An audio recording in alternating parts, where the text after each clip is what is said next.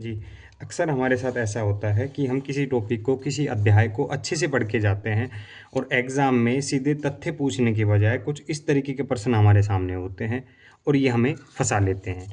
इसका जो मुख्य कारण है वो ये है कि हमने उस टॉपिक को एक व्यवस्थित तरीके से नहीं पढ़ा हुआ। जैसे अगर हम संविधान सभा को समझना चाहते हैं, तो हमने इसको 5 भागों में विभक्त किया है, यानी एक ही प्रक्रिया को 5 भागों में बाँटा हुआ है। उसका मुख्य कारण ये था कि प्रक्रिया तो एक थी, लेकिन स्थितियाँ अलग-अलग थीं।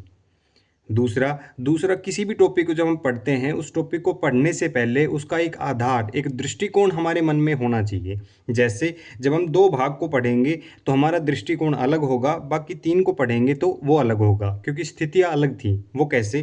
क्योंकि 1940 तक स्थिति ऐसी थी कि जो ब्रिटिश गवर्नमेंट थी, वो ज़्यादा पावरफुल थी और वो भारतीय नेताओं को एक आम जनता की तरह समझती थी और वो ज़्यादा कुछ भाव नहीं देती थी। लेकिन 1940 यानी 1939 में जैसे ही दूसरा विश्व युद्ध शुरू हुआ, तो ब्रिटिश गवर्नमेंट को ये समझ आ चुका था कि हमें दूसरे विश्व युद्ध में अगर पूरी क्षमता के साथ, पूरी ताकत, पूरी संसाधनों के साथ अगर लड़ना है, तो हमें भारतीयों का साथ चाहिए होगा, यानी भारतीय नेताओं का समर्थन हमें चाहिए होगा।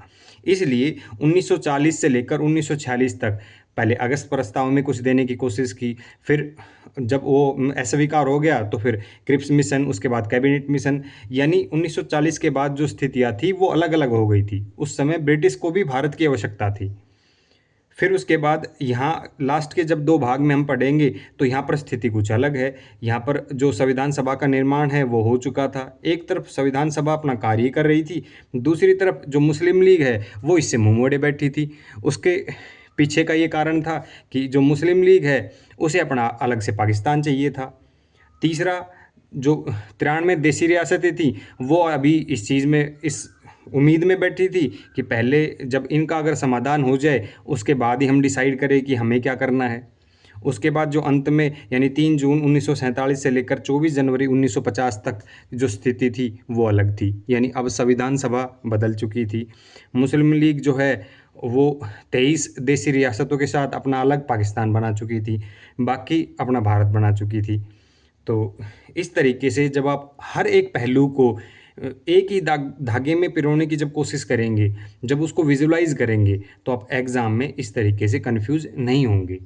तो अगर इस तरीके से आप पढ़ना चाहते हैं, समझना चाहते हैं, तो आप आ सकते हैं स्वाध्याय पाठशाला पर। Thank you.